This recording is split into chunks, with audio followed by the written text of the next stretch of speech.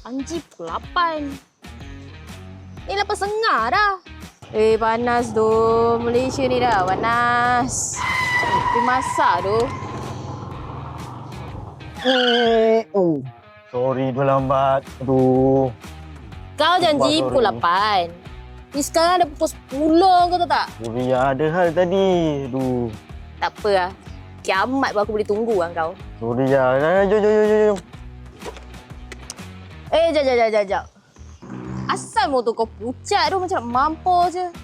Tak smart weh nak pergi ride macam ni motor pucat. Mana ada pucat, tak ada pun. Motor kau nampak kusam ni. Kau tengok ni. Alah.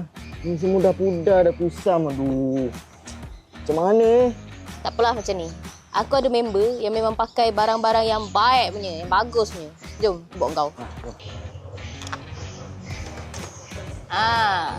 Ni lah kedai member aku.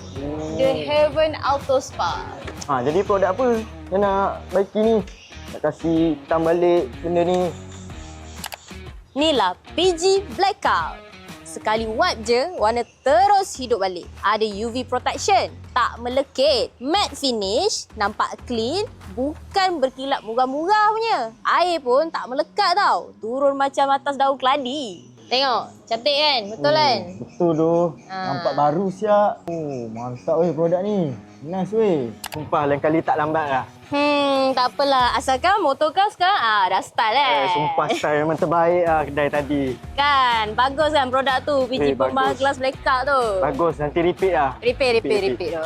Restores Jom. and enhances the color using T Blackout.